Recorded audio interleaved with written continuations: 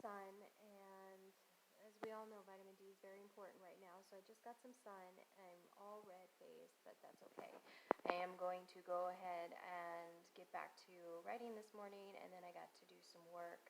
So my daughter is sleeping, and so I'm going to go ahead and get started doing some work on my book and PBI case files number 6.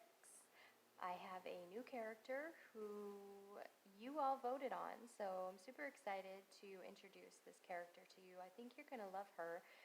She's very straight, and she's a very straight arrow with magical powers, with the power of psychometry, which is the power to be able to feel an item or touch an item and feel the energy that is left on that item. So she is a medical examiner, and she is a really good friend of Karma's.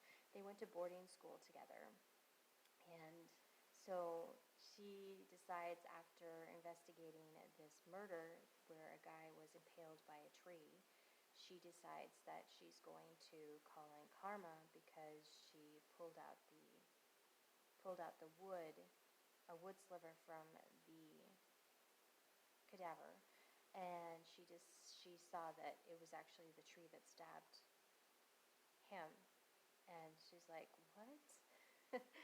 So she calls in Karma, and of course Karma is got enough going on with the fact that Sarah is trying to usurp the Amazons from poisoning a source, basically poisoning a town with a virus that will kill off human beings as well as kill off vampires if they're drinking from the human beings. So of course they've got that they're worried about, plus then the fact that they're trying to now solve a case where a tree comes alive and stabs a man. So definitely a lot going on in PBI Case File 6, but you all voted for a haunted house scenario, so this all wraps into a haunted house scenario. You'll have to read the book to find out how it all wraps in together. And you all also voted that my newest character is a medical examiner. So she is new, and she also has the opportunity to have a spin-off. Now I'm going to go ahead and post in the community tab another question for the book, because I'm loving your feedback and what you're looking for, and I love having you part of the process as I go along. So I'm going to post in the community tab another question today, and definitely go ahead and tell me your opinion. Tell me what you think. Which way should I go in this story? I'm really kind of loving this process where I'm asking you which way I should go. I did this before with Rain's Thunder. Basically, Rain's Thunder was 6 or 7 mini novellas, 6 or 7 novellas, and each one I would produce one a month, and everybody would kind of give me feedback as we're going through the story. No, I want this girl to wind up with, or I want this guy to wind up with her, I want this guy to wind up with her, and everybody was Team Storm or Team Carter, Team Lincoln, so there were a lot of teams. You know, everybody wanted one person or another with Rain, and well, you'll have to read the book to find out who she picked, but she picked her perfect guy. Anyway, so I'm really enjoying making it an interactive process with y'all, and I hope you're enjoying that. Let me know in the comment section below what you think about making it an interactive process as I'm writing a book, and definitely check out the poll in the community tab. I also have a poll going on in the community tab asking the question, what you guys want, what y'all want for next week's 5-day challenge. So definitely get your vote in there as well, so that we can, because I'm going to go ahead and get started on putting that challenge together here in the next couple of days.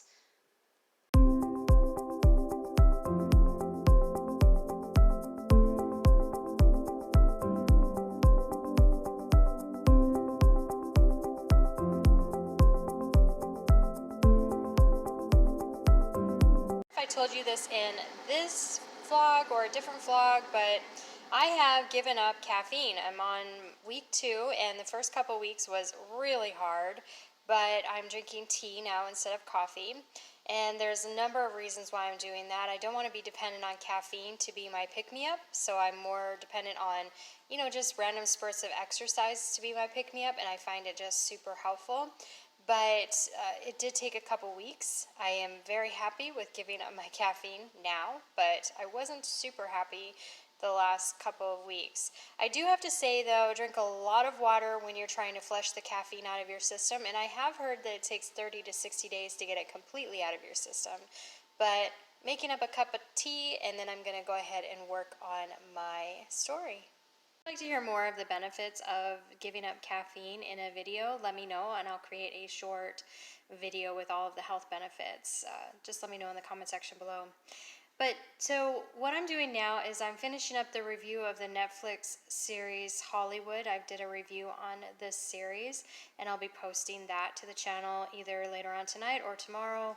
And then as well, I am also going to do a review of Upload from Prime. I can't wait to share my thoughts on that one. And some other family-friendly TV series that I've watched that I want to go ahead and make sure I get a review up to. And oh, by the way, did you know Dead to Me is coming out on Friday? Yeah, I will be reviewing that as well. Okay, so I'm going to finish up this editing project, and then I'm going to get onto my work, my book.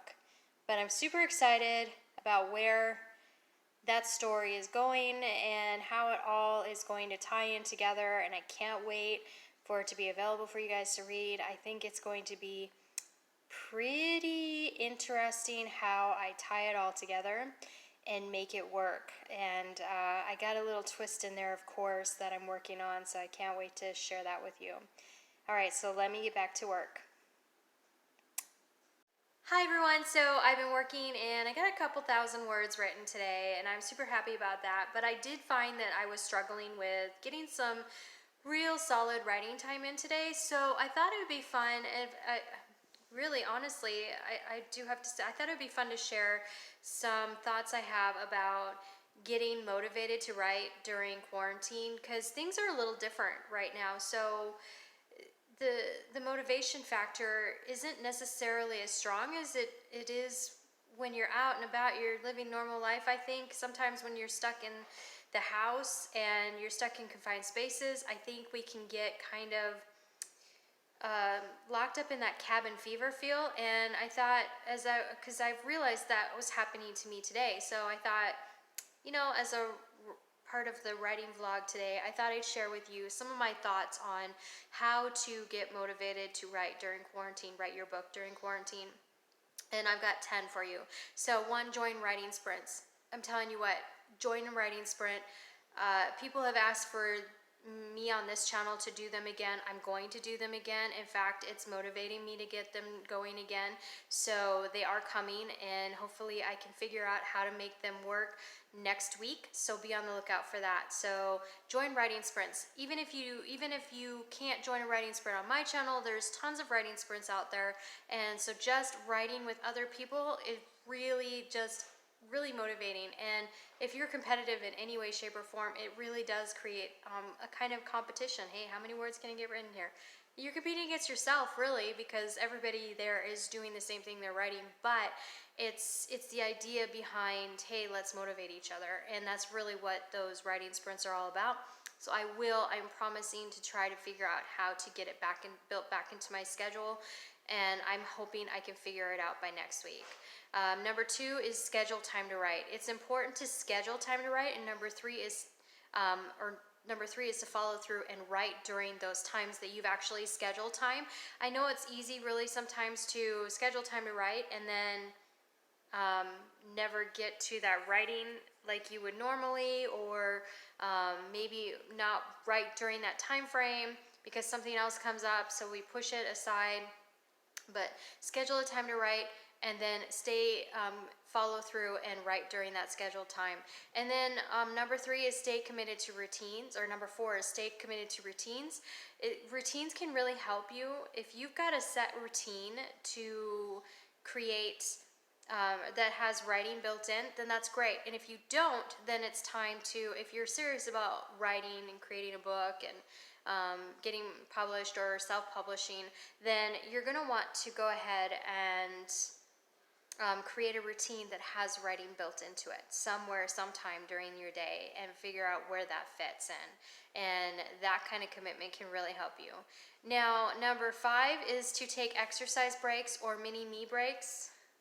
I find this really helpful actually, because sometimes I can get caught up in the moment and be staring at a blank screen or a screen and not typing for like 15-20 minutes, and then I realize, oh, I've just been staring at the screen. So being able to find time to, being able to take exercise breaks or mini me breaks just kind of reboots my brain for me. And if it works for you, let me know in the comment section below. But it just reboots it so that I'm refocused and I'm focused on doing that writing. So definitely helpful. The next thing is number 6, spend time with family and friends. I can tell you that I find it very motivating. I have a lot of family and friends who are very motivating for me to write. They're always asking me, hey, how's your writing coming along? What you got in the works? They're really just kind of engaging me in that, and it gets me remotivated. So spending time with family and friends, and if we're in quarantine, we can't do that. Unless they're living with us in the home, but we can do Facebook chats, or we can do FaceTime, or that kind of thing. Or you can just hop on a live stream and spend time with your fans during a live stream, which I'm hoping to do starting next week. I do have a weekly live stream I want to schedule for Wednesday, but that's a different live stream. It's not a write-in, and so I've got to figure out how to fit the write-in to my live streams as well. So, but just having that time to just talk with people and get reacquainted with community, I think is really helpful. So I found that is definitely something that I want to start doing more of. Number 7 is visualization and guided meditation. Sometimes we just need a reboot and a reminder, and that goes along with number 10, which is remember why you're writing this book. So remember the motivation, remember the why, and I've talked about that on this channel multiple times in multiple videos. If you missed our 5-day challenge last month, check that out. I'll link it up below or up above here. I think it goes up this side. I could be wrong, but anyways, it's up on the top or down below. But really, remember your why, and then also guided meditation and visualization can really help to let you see why you're working on this, and also what you're going to feel when you do achieve it. So guided meditation and visualization can be really helpful and really helpful motivators. So that's 7 and 10. Number 8 is journal or free writing. When you're stuck and you can't write, free writing always really is good about really unlocking that. At least for me, it's been very good. It doesn't have to be about the story that I'm writing. It could be about what I'm thinking about, or what I'm feeling, or why I want to do this book, or it could be another book that is just burning in my mind that I want to get something out on paper. So free writing is really helpful. It's always been really helpful for me. Number 9 is get creative, do another creative outlet, and then allow yourself to come back. And once you do that, it kind of opens up that connection with the muse. For me, at least, it has. I love cooking and I love getting creative in the kitchen, so I always open up that connection with the muse for cooking, and then I can go right back to my writing. It works really well being a work-from-home mom and an author, so definitely very helpful. And your bonus tip, because this would be actually number 11 and I said 10, this would be number 11, is take courses or read books that are going to help improve your writing. And I still do that. Many authors that have published multiple books still do that. It's just a reminder, and it just really, you get little tips and tricks when you're reading these books or you're taking these courses, that you're like, either it's a refresher or you realize, oh hey, I'm going to try this and see how it works. So taking courses or reading books to improve your writing skills, I found has been very helpful. I hope these have been helpful for you. So I'm going to go ahead and wrap up this vlog with that, and so I can hopefully get another 1,000 words in today before bedtime. But Yeah, so it's just really about finding your motivation. Let me know in the comment section below what you do to stay motivated to write during quarantine. I'd love to hear it, or any other time, because quarantine hopefully will be over soon, and we can be just talking about how to stay motivated to write your book anytime. And let me know in the comment section below what you're doing to stay motivated right now to write your book. I'd love to hear it. So if you're new to the channel, please be sure to subscribe and click the bell to get notified when new videos become available. And if you have been a supporter of this family, this channel, thank you so much for all of your support, all of your likes, your comments, your kind words, your motivating statements, your engagement in the community tab, as well as on the videos, your suggestions for future video ideas. All of that is really, really wonderful, and I love to hear it. I love hearing what you'd like to see on this channel. I do these videos not just for me and my family, but for you as well. So thank you for that. And yeah, and oh, and all the shares. Thank you for all the shares. Our May giveaway is linked up in the video description below, so definitely check that out and get your entries in, daily and the one-time entries. And I will see you in our next video. Bye.